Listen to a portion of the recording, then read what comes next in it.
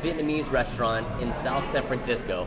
Help me out with the pronunciation here, okay? Yeah, we're at Kevin's Noodle House. Okay, all right. And we were talking about this before we pressed record, but like we were trying to discuss how you pronounce this. So it's Pho. Pho's the easy one. Yeah. Huynh Hiep. Pho Huynh Hiep. That sounded as authentic as you get.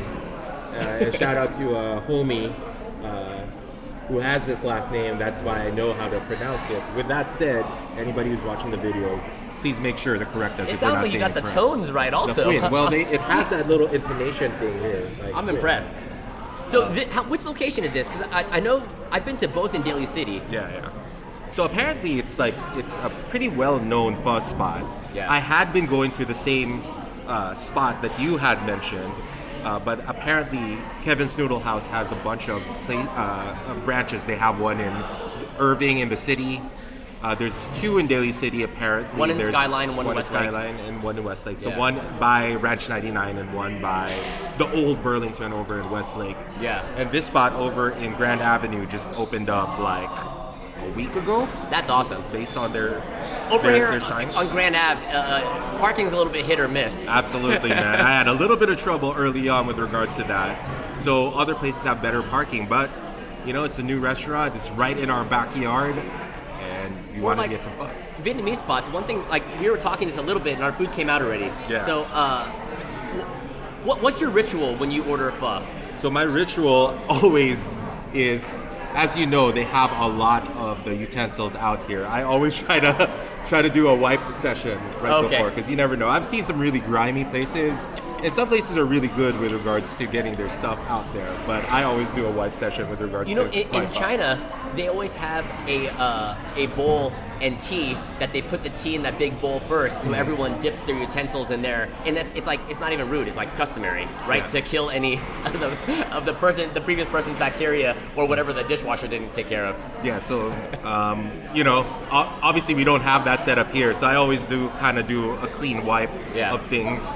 And you know, before I get started, they always bring a lot of different fixins. You know, there's the Thai basil, right? Some lemon, bean sprout. Some bean sprout, some jalapeno. I always try to take a taste of the broth in the soup first before I kind of mix it up with all the stuff. And especially that's my for routine. Sauces. Yeah, absolutely. For like soy sauce, hoisin, sriracha, absolutely. Vinegar, oyster sauce, whatever the sauce condiments are. You never want to add a bunch of soy sauce to your soup first because it might be salty enough. Absolutely. But I think that's what makes a good pho broth. I think the broth makes the pho. Absolutely. And I've seen videos of how these noodle houses have their secret recipe of boiling the pork and beef bones for like 3 days straight. 3 days, 48 hours, something like that. And then they have like their dry the dry herbs bag with like the star anise and like the nutmeg and like the garlic and the onion and all these herbs that are a little bit foreign to the average palate. And then they boil that for days and days ahead of time, right? Absolutely. And that makes a great broth. Absolutely. So for today, we're trying a little bit of a mixed match in terms of food. So I went with the number 2, the Pho Đặc Biệt Bo Bien. Man, it's a little hot. I wanted to show it on camera. Maybe I'll just take some B-roll later man, on. your Vietnamese is good. Your accent is on point, definitely. man. So it's basically just the combo, right? With beef balls, rare steak pieces, Nice. tripe, all kinds of fixings down there, you know what I mean? And then I went with the beef stew. And the beef stew, I mean, it definitely has like a tomato base. It's a little oilier, and it's like beef stew meat, and it'll have like the tendon. Sometimes it'll have the tripe also. And that's usually my go-to whenever I try a new pho spot. Absolutely. And in addition to the soup, we also got the fresh spring rolls, which is a classic with the peanut sauce on the side. So, you know, we're gonna try that in a little bit, but we're gonna, you know, while the soup is hot, go straight into the pho, man. So, first taste.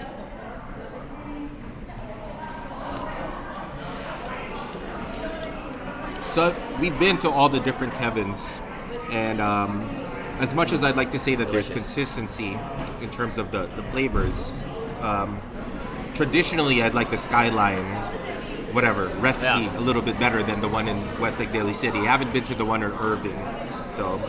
I mean, for the beef stew broth, consistent, delicious, just salty enough. It's definitely beefy, and they use like a base pho broth, and then they add the beef stew over it. So that's why it gives the entire like brownish, reddish color to the broth. Do you taste a tomato flavor with it? Or is it just more of like a complimentary? You know what? It might even be a complete guess. I thought that the beef stew has tomato in it, but maybe it doesn't. I might need to get a fact checked. It might just be like, is it spicy? It's not spicy. I'm thinking that, but there is like a reddish tone to it, and I think that reddish tone can only be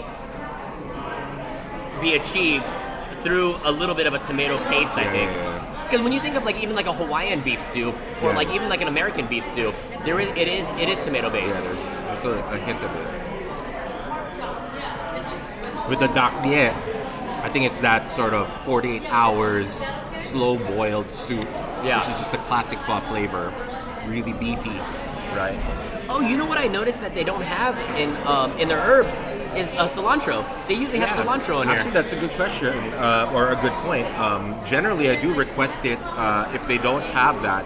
They put plenty of cilantro already on the bowl, but sometimes you can't have enough. I mean, there are some people out there that don't like cilantro. I'm one of the people that like cilantro. You know, when I did that 23andMe, which actually shows that I'm part Vietnamese. It does. So this is the food of my people also. But it's actually some in your genes if you have an aversion to cilantro. Like for some people, for cilantro, it tastes like soap, and it's actually like something in your genetic the way code. That your saliva kind of processes the flavor.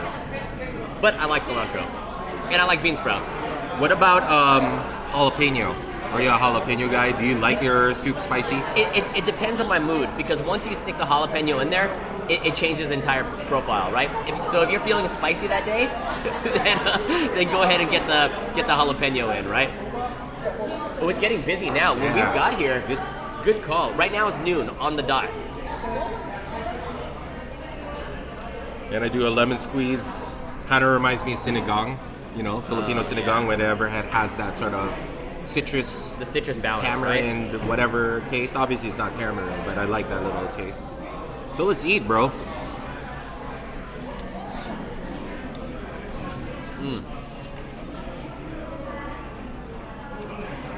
Getting a handful of tripe. I like fatty pieces of not tripe for me, but of stew meat. When the fat almost like melts in your mouth. I mean, for stew meat, it's a tough cut of meat. It's the part of the cow that you really don't make steaks out of. Yeah. So the only way to get a beef stew meat tender is to boil it for a long, long, long time, or even use like a pressure cooker. That's the only way to break down the muscle in stew meat to make it almost palatable. Otherwise, you're chewing it like bubble gum, and you can't swallow it. So absolutely delicious, really, really good, and like melt in your mouth. It's a nice little cut. I see the tendon there. There we go. A nice big fat piece. You almost look at it like a bacon, because like for like a fatty piece of bacon, you see like the fat cap like on the top, the skin, and then you see like the meaty part in the bottom, right? And you see that fat up on the top, and then you see the nice chunky stew meat on the bottom. I like how they make it like slices almost over like cubes. And I chose egg noodles because I wanted like a little more bite, but traditionally pho is rice noodles. And that's a pro move on your end. Definitely going for a custom experience that really works for your palate, right? And you can ask. Not everybody does that. I think here at Kevin's they're able to do that.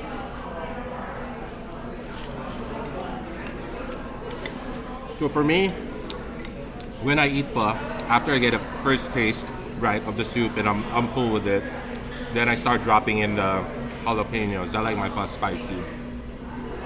Start dropping or squeezing a lemon in there, just to add that little citrus flavor. you know, when I walked in, I saw this older Asian couple at a table across from us, slurping the soup, slurping. And you know what? In Asian culture, when you're slurping like that, not only is it a great technique to eat boiling hot soup immediately as it's coming out, because that's when you get the best flavors, but it's almost like a compliment to the chef, right? Yeah. When you're slurping, it's not rude at all. Yeah. You can slurp all you want. Absolutely. So we hear a lot of slurping over here. I'm slurping myself. I hear you slurping, man. No, so it's so been the technique is you're sucking in air at the same time you're drinking the soup, so it's cooling as it's going down. In terms of, and we're all over the place, but in terms of adding flavor, again, they have a lot of additional flavors that you can add. They have the hoisin sauce, they have the Rooster Sauce, Sriracha Hey, sauce. you know what's funny? Do you think that's real sriracha, or do you think it's rebottled Refilled. sriracha? Well, if you take a look at the Sriracha bottle, it doesn't really look tampered per se. No, and the way that it's clean at the bottom, I don't know, man. Because isn't there a shortage right now? Didn't that company stop making sriracha for a little while? For a little bit, and they were selling for like a resale for it. And see the as clean as the top looks. Wait, that could have ended really bad. you know, Slurping. That could have ended really, really bad on my white shorts. That bottle's ultra clean. You know what? Yeah, it might be legit, man. I think it's legit. You know, if you're opening a brand new restaurant, the first impressions last the longest. So I think it's so important for them to do everything right. Especially in these first couple of months. Especially as the Yelp ratings haven't even been accumulated yet, right? Exactly. So +1 with a legit Sriracha bottle with actual Rooster Sauce. You know, it tastes like real sriracha. Yeah. And you know what? For me, I'm not mad at Rooster Sauce. It just depends on how I want my spiciness. So at least for this meal, I'm not using the Sriracha sauce. Sometimes when I use it, I mix it in with the hoisin, and then I mix it in with the noodles, and I dip the meatballs over. But for today, I kind of want to use the jalapenos as the source of spice for my bowl of pho. You know, this piece of beef on the beef stew, the fun thing about having a beef stew is like it's a... Whoop! You okay? Yeah. The good thing about the funny thing about the beef stew, or the good thing I like about it, is that each piece could be different. Each bite could be different. And look at that. That piece looks like none of the pieces that I've gotten already. And I like that kind of muscly piece up at the top. It has a little bit of a bite, it has a little bit of a crunch. And honestly, I'm not sure what part of the cow this is, but let's see. So prior to this, I like it. prior to this meal, you said that you weren't a big tripe person. Tripe being the intestines of the cow. But I see you eating the tendons. So what's the difference between eating the tendons and the tripe for you, and what? Because it's a similar chewy texture. Maybe the shape. I mean, if you look at tripe, and I don't want to gross some See, people out. the tripe actually even looks like it can come from the ocean, you know? Yeah, there's like cilia and like hair on it. Not really hair, but like cilia, like a texture. It looks like it can come from the ocean, right? But I don't know. It's just not It's my not favorite. the flavor. No, because the flavor is almost the same, right? Actually, there is a little bit of a tripe flavor. See, the one thing I don't mess with either is liver. I don't eat liver. I don't do liver. But that's texture, that's flavor, that's smell. There's nothing about it that I like. Like, I won't spit it out, but it's not my favorite, you know? Oh, we got this, we got the fresh spring rolls here. So, it's the same noodles on the inside that they make the pho noodles with, and it's a cold noodle, and it's a rice noodle or a rice paper wrap, or rice wrap, right? And it has a shrimp in there, has some lettuce, usually some mint also to give it a little bit of a fresh bite, and then you dip it in a peanut sauce. With the peanut sauce is over here, and then it has has some pickled vegetables in there, usually like a carrot and a daikon radish, and then some chopped peanuts also. served cold, or not particularly warm. What's the quote? Revenge is the best dish served cold. Is that it? Revenge is the dish best served cold. Oh, that's it. Cheers. Cheers. Where's that from? That's not Kill Bill, is it? Is it an old movie, maybe? Who knows? Comment down below. That's good. Really delicious. You know, I had one of these from Trader Joe's the other day. Not bad. Not bad, but not fresh. You know, because once you put it in the refrigerator, it changes the texture of the rice paper. Kind of makes the shrimp a little bit chewier. Yeah. The rice, the paper wrap. It gets hard. It gets hard. Yeah. Just like when you have like sushi, like California rolls or like sushi or like tuna rolls or something like that. Once it's refrigerated, it changes the texture of the rice. So the peanut sauce here tastes more than just peanut tea. I feel like there's a little bit of hoisin or some sort of other flavor that's Hoisin, yeah. Do you know what the English translation of hoisin is? It's plum. The sweetness in hoisin is plum. It's a plum sauce. Now, what kind of plum that is, beats me. I like this restaurant here, how it has the, you know, the mezzanine, the second level? It's always cool when you have a second level that looks down on the bottom, you know? So when it gets super packed over here, you can be on upstairs or maybe be a VIP, or if maybe if you have maybe catering or something, or like a small party. So with pho, you know, it's really key to do the basics well. You won't thrive as a pho place if you don't get your basics well done right. And I think Kevin's has done a really good job of staying consistent overall with what you can expect from their basic pho combinations.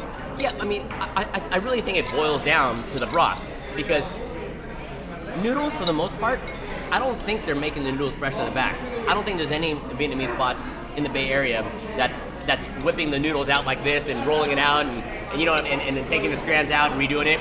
If they were doing that, they'd market it as noodles made fresh daily, you know?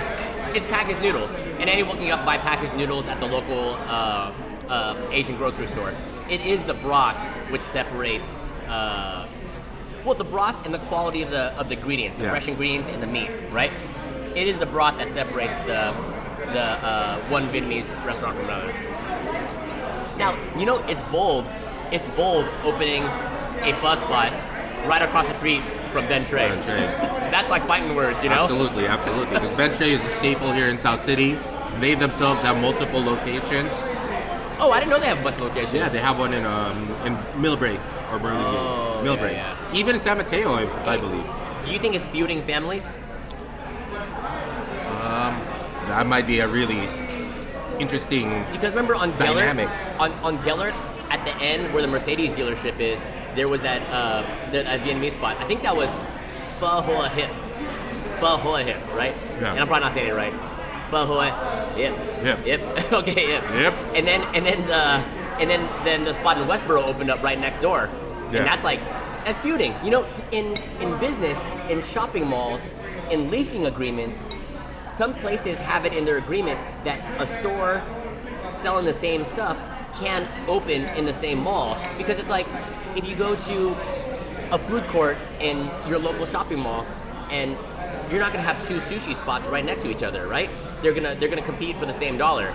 And it's almost like when you have like a neighborhood restaurant, there's nothing stopping a landlord from opening two different Vietnamese spots. Yeah. So it's like when you're stepping on someone's territory, you're either That's fighting words. You're either feuding, or your pho is so good, you're so confident that your broth is so dynamic that you're gonna take away from the existing businesses there. You're trying to undercut Ben Tre. But you know what? You know, as far as I'm a customer, having options, you know, there's some days where I'd want something a little bit heavier. I might go Ben Tre. They have a lot of hot dishes with rice. Or if you just want a heavy bowl of pho, a little bit more on the budget side, you can go to Kevin's. So options. It is cheaper here. I think it's a little bit cheaper. It's cheaper, absolutely. You know, and like you think about your favorite restaurant that's always packed, right? Always a line out the door, so long that even customers leave because they don't want to wait in line, right? You could open up a restaurant and take the overflow from that if your food is as good or better than that line. So it's like, Ben Trey, sometimes it gets so busy there's a line out the door. Yeah. So that's a good way to be like, you know what? I'm gonna take some of that business, and you might like my pho even better than theirs. So wow. You know, a bold move by Kevin's Noodle House. First time, second week that they're open. Overall, what's your rating? You know what? I'm enjoying this. There's nothing I don't like about this. I put it at like 8.5 to 9 out of 10 for the beef stew. I would have liked a little more tendon, but it's like beef stew is beef stew, you know what I mean? You know what, I gave it probably like a solid 8.5 to 9 because I'm really enjoying it. The value's there, the food's delicious. What do you think about yours? Yeah, I give it a solid 8. You know, I ordered a small, so I'm left a little with a little bit more space, and we did that by design because we were ordering the appetizer. In terms of flavor, I think it's consistent with what I expect from Kevin's. The freshness of the food. I think other spots have a little bit more protein, which adds to that. Granted, I only got a small, right? So that's something that's kind of left me wanting more. So solid 8. Would I go back? Yeah, I would. Probably order a bigger bowl and see how that goes in terms of handling this monster of an appetite that I have. Yeah, I mean, definitely come back again. Let us know if you try it in the comments, and try your local Vietnamese spot also and let us know. See you at the next one.